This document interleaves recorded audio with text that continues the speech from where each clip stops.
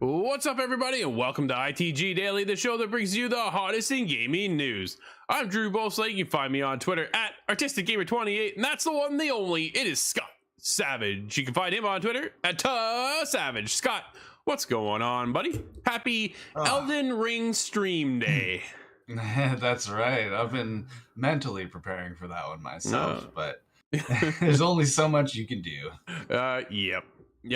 I'm anxious. That'll be live today at 1 p.m. Eastern. We'll be live streaming Elden Ring. Scott will be playing. I will be sitting back in the passenger seat and watching how it's done because I cannot play that game.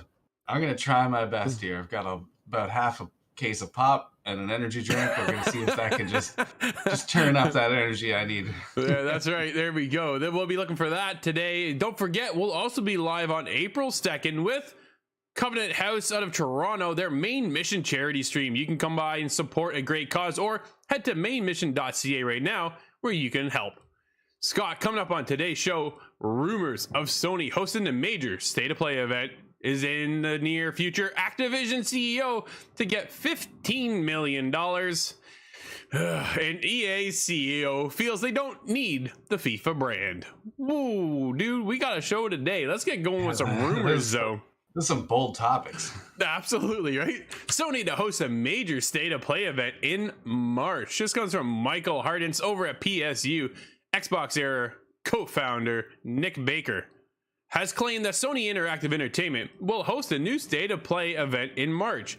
In addition to Baker's comment, Tom Henderson, a reliable leaker who has accurately outed plenty of details on Battlefield in the past, also reckons that something is in the pipeline. Sony's last state of play event took place in early February and focused on Gran Turismo 7, although right now the format holder hasn't announced plans for its next broadcast. At this time, we can only speculate as to what games we will see in the showcase during the next state of play, although perhaps we'll get a better look at God of War Ragnarok. In addition, there's also the PlayStation VR 2 on the horizon, so we could maybe see that. Scott, what about Spartacus? Dude, that's where I went. Thinking.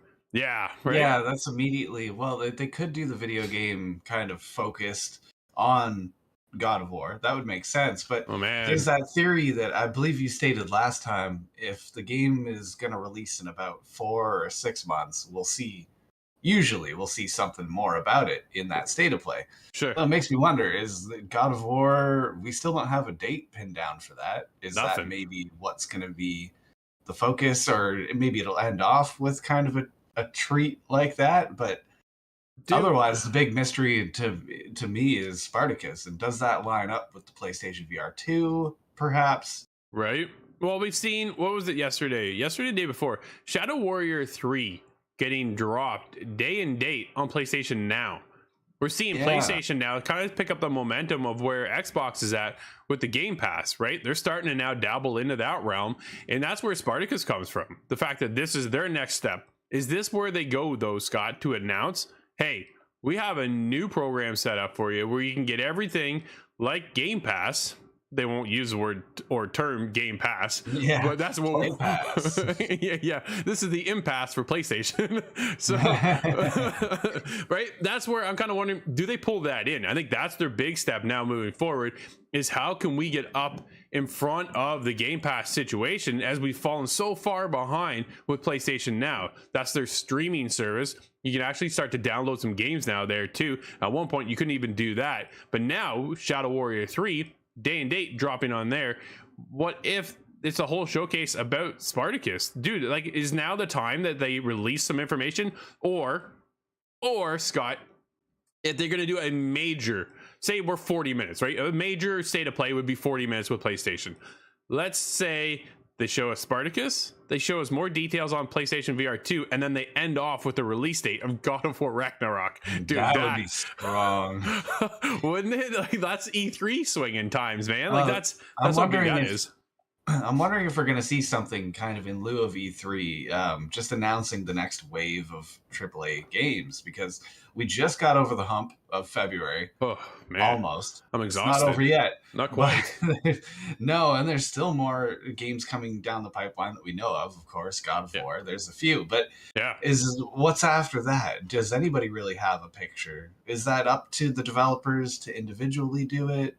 I suppose I'm kind of used to that idea at Xbox where they bring out like, here's the next 3 dozen games. Yeah, sure. But I don't know if we've had any sort of releases like that or announcements like that from PlayStation. No, and that's the other thing too. Maybe this is our roadmap of, hey, here's what's in store for us coming this year, right? Maybe that's because at this point, now that Horizon's done, we're all speculating that God of War Ragnarok is coming out this fall. We don't have a guaranteed date, nothing. There's been no official announcement on that. But what else is in the pipeline for PlayStation? That's kind of where I'm looking, going, man, what else are we going to see this year from them, right? How funny is it? This is where they pull out, all right, Scalebound, it's happening on PlayStation. We talked to Platinum, we pulled it over, we took the rights from Xbox, and now it's on PlayStation. Yeah, it is, but it does raise questions of what's in the future now this year alone for PlayStation. We know Bungie just recently got purchased by them, right? We know Insomniac is working on Spider-Man and Wolverine. How far in production is Spider-Man 2? Wolverine, I don't think we'll see this year at all. Where are we at with Sucker Punch and Ghost of Tsushima? Is that something that they can tease? Right? It's enough to tease, but I don't think we'll see it. Not like we won't get that this year. I'd be shocked if we saw that this year. Right? Ghost of Tsushima was only a couple years old now at this point. I don't think they've had enough time to expand upon that without making it like a DLC, right? And they've already done that with Iki Island, so there's already that taken care of, but they don't have enough, I don't think, to go into that next round of here's Ghost of Tsushima 2 situation, because dude, that is such a, I think now at this point it's such a brand with PlayStation that they need to take their time with it. They need to flush out whatever the next story is going to be, and it's going to be, in my eyes, a new map. And that map originally, dude, was huge. It's not a small map. There's a lot going on in Ghost of Tsushima. So, and they've also now, they said that they're working on, oh, Scott, I just thought of this. What about, because they said there is a big focus on 10 games being a games of service. Is that what they show us? Ooh. Right? Just some sort of tease as to what that means or what kind of titles are coming down. Because that's all we had was just a sentence out of Jim Ryan saying, yeah, we have 10 games in the works that are games of service. Okay, well, what do those look like? Because nobody knows. Yeah. So there is that opportunity too. Dude, I'm kind of excited. There's a lot of mystery right now because we've gotten past this just giant season now. It's like, what next? How are they going to step it up? You know, well, how are they going to outdo themselves? That's just it, because at this point, I'm kind of curious to see what does PlayStation have in the back catalog now for the rest of the year. Oh, I just had a thought. PlayStation 5 Mini. Not Mini, but Slim. Slim model? The George Foreman grill comes back, Scott. That's what's going to... That's right. Oh, yeah. I love those memes. It shows the PlayStation 5 as a coffee table next to the Xbox fridge.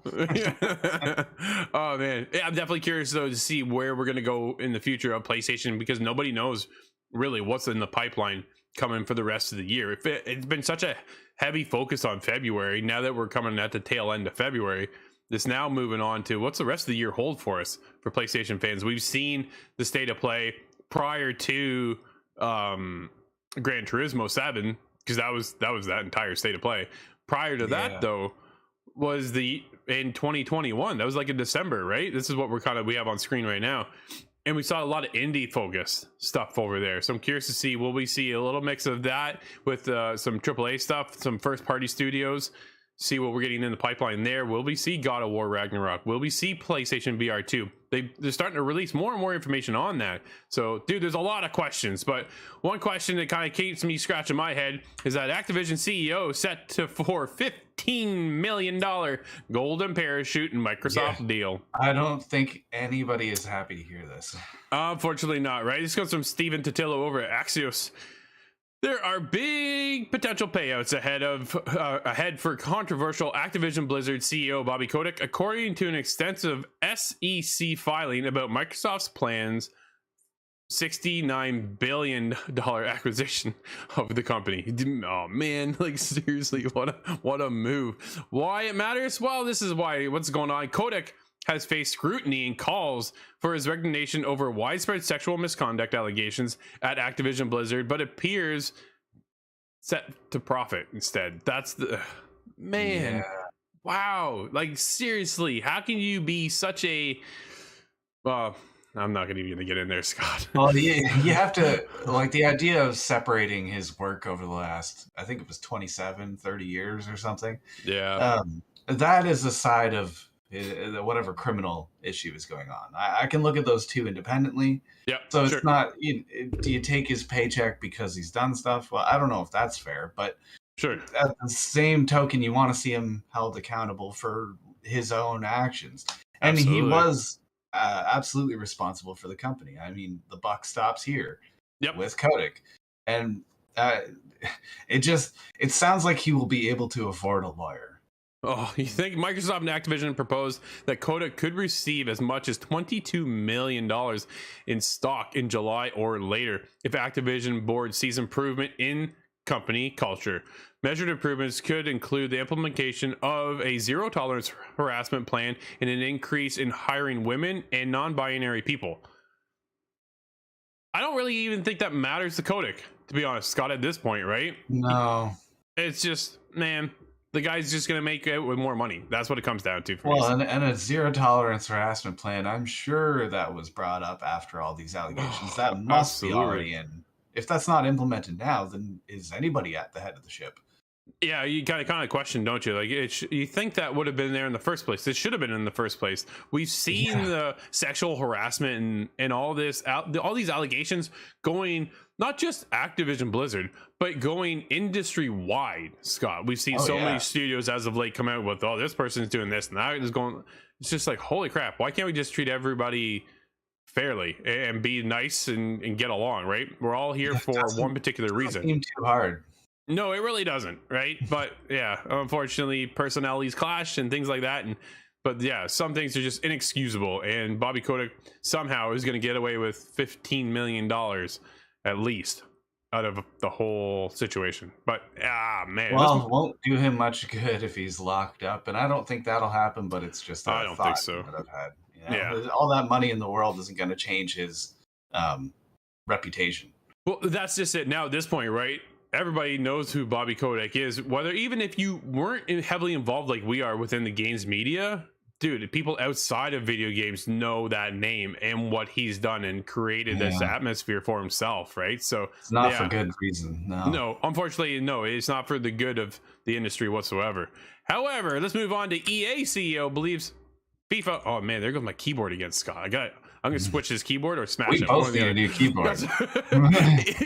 EA CEO believes that FIFA brand, dude, it just isn't necessary for the franchise. This is kind of what his wording comes down to. This comes from David over at PSU. The FIFA branding is what EA's chief executive officer, Andrew Wilson, believes to be impeding the franchise more than anything. In a new report from website VGC, Wilson told staff as much back in November that the only value EA derived from their deal with the football organization was 4 letters in the front of the box. Wow. That is a little harsh, I think. Absolutely. It's not exactly surprising to hear that this is Wilson's belief, as it's already been clear that they've been wanting to move away from the FIFA brand, as much as saying, quote, FIFA, quote, today is more synonymous with the video game rather than just the sport. Dude, there's some big statements coming out of EA right now and Andrew Wilson. The fact that they don't feel they even need FIFA anymore, that it's bigger than the actual sport itself. Dude, FIFA is not a small sport. It is huge. No, I think that's the most popular sport around the entire planet. But what a big ego to say something like that. Even if you can kind of quantitatively bring that up and defend it, it's still a big thing. Can you imagine saying we don't need NHL to do a hockey game? Well, I don't think that's been applicable for 20 years, not since Wayne Gretzky's 98. Exactly. But what about, so I kind of go over to Konami, right, with PES. Remember their football kind of spin-off? Oh yeah, it was somewhat successful, but not nearly as successful as EA's with FIFA. So if they do go away with the FIFA brand, does it still have that same resonance with consumers, do the fans still understand what they're getting into, or the minute they see the FIFA brand, is that what really kind of pulls them in? I think it's a way of kind of claiming the space. If they're the only FIFA Yep, license, then they become the official. They're kind of the leader by default. for sure. So I feel like although they might not need it at this point, if they drop FIFA from the name, they don't have to pay that, whatever. But Yeah. it opens the doors to more competition. Well, it also opens up EA's opportunity to expand. You remember FIFA Street and all those opportunities? I was just thinking of that FIFA Street actually. Yeah. So what if NBA they Hoops. well, yeah. So what if they spin off into something else, right? They don't have to pay for that FIFA name again. And I think that's what it comes down to. Is Andrew Wilson just doesn't want to pay for that name. But I think if you drop that name, it doesn't have that same gravitas with your consumer base, because everybody knows what the FIFA name stands for and what it's all about. What are you going to name it after? I don't If know. not FIFA, Yeah. like EA Soccer. It just seems weak. EA football. Yeah, I have no. Yeah, it Yeah. does, right? Without that FIFA, kind of those 4 letters, man. it kind of has you questioning what could. I'm sure they can come up with something, but at the same time, will it have that same meaning behind it for fans of the game, of the genre? So, Scott, why don't you take the next one, because this is all you. Yes. Well, there is some hinting towards Resident Evil remasters coming in the near future. Not super near future, but let's get into it. This is an article over on PSU we've seen, and it states Capcom recently updated its Resident Evil history page with some artwork for Resident Evil Code Veronica and Resident Evil Outbreak 1 and 2. Now, I'm not super familiar with any of these 3 Resident Evil games, actually, so this is curious to me. Right. But it appears that they have been spruced up consistently, leading to speculation of a remaster of those games may be on the cards. Images of the likes of zombie hyenas and the alligator from Resident Evil Outbreak clearly show that they've been improved greatly from their PS2 days. Likewise, for some art from Code Veronica. That explains maybe why I'm not familiar. I didn't have a PlayStation 2. You're I don't know lost. how I skipped it. I'm the only person on the planet with that one. Pretty much. It was like the biggest console of all time, Scott. I'm over here lonely by myself. Yeah, I'm not obviously a Resident Evil fan, so for me this doesn't have any connection whatsoever. But for those who are of the franchise and love this following, Scott, you gonna jump in, because I know you're a big Resident Evil fan, even though you didn't play these games.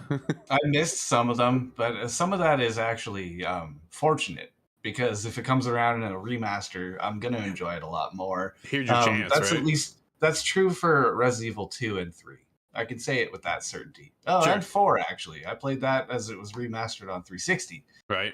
That's also rumored. Everybody believes that they're working on a Resident Evil 4 remake 2. I'm not sure how to name that, but yeah. Yeah. I don't know what.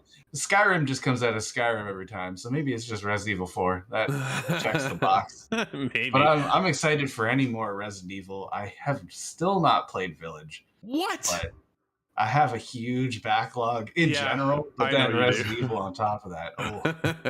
Yeah, dude, the list keeps getting bigger, doesn't it? Oh, it does. I almost want it to slow down, but that would be selfish. No, that won't happen. Dude, there's more and more games. And they're working on a new one with new Dragon Age is, quote, right in the middle of production, end quote, says BioWare. Oh, okay. Whoa. BioWare was once one of the most revered RPG developers, though they long fallen from the mantle. It kind of appears that way as of late, doesn't it? However, their next 2 titles should be the ones to bring them back to their roots.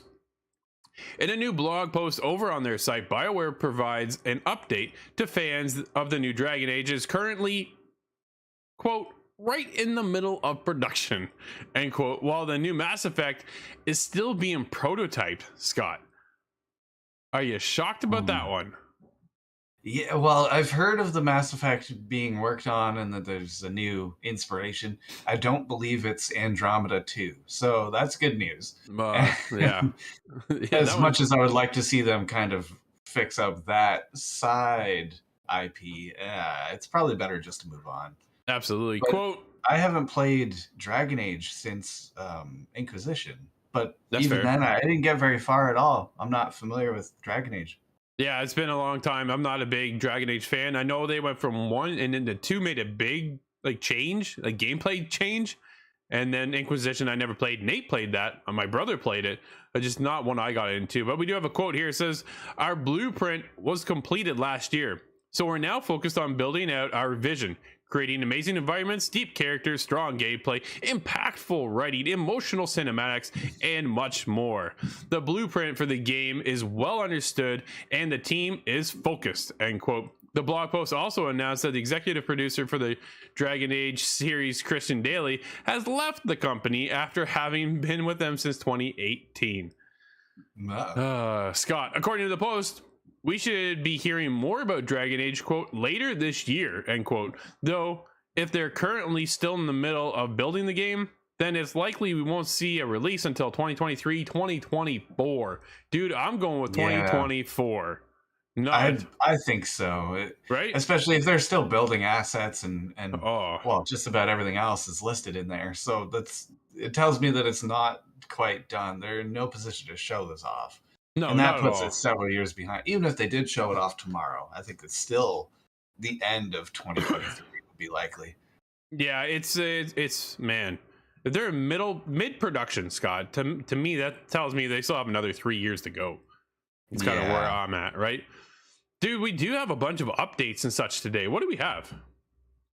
We have the PS Plus games for March are now known. They were rumored for a little while, but PlayStation has confirmed, or Sony rather, has confirmed the lineup. Yep. That next games coming up are Ghost Runner, nice. Ghost of Tsushima, Legends. Ghost of Tsushima Legends. Does that just include the DLC? So that is the multiplayer component of Ghost of Tsushima. And if you have not played this, oh wow, are you in for a treat? This is a fantastic addition to the game. First of all, if you haven't played the game, shame on you. You should really be doing that because it is that good. If you have a chance to own a PlayStation at all, this is definitely one that should be on your radar if you're into samurais and such. And then they branched out, Scott, and they brought in this multiplayer component.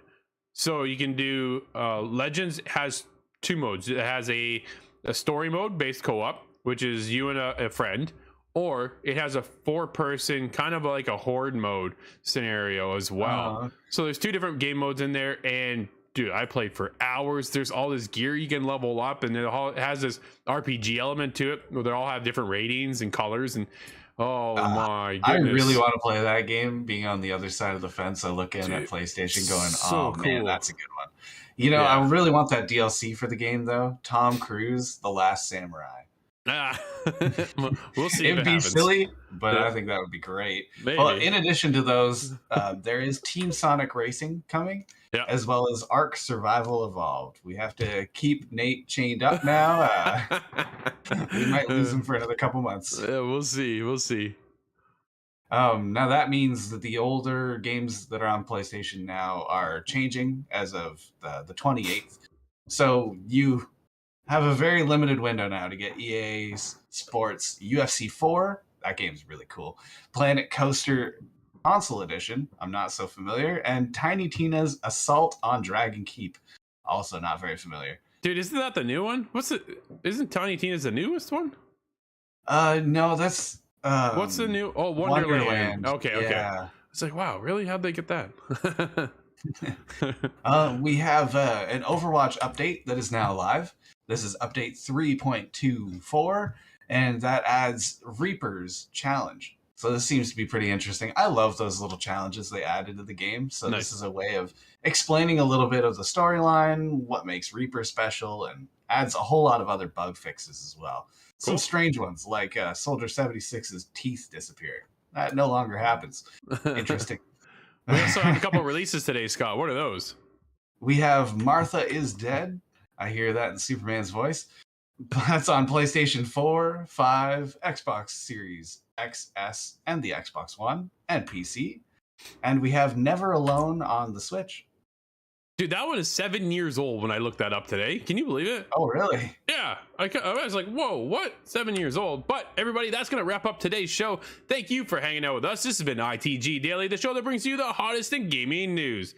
You can always join us live over on twitch.tv/theofficialITG, as well as YouTube at Inside the Game Official. But if you can't join us live, hit us up later. InsideTheGame.ca, podcast services, and TV streaming networks around the globe.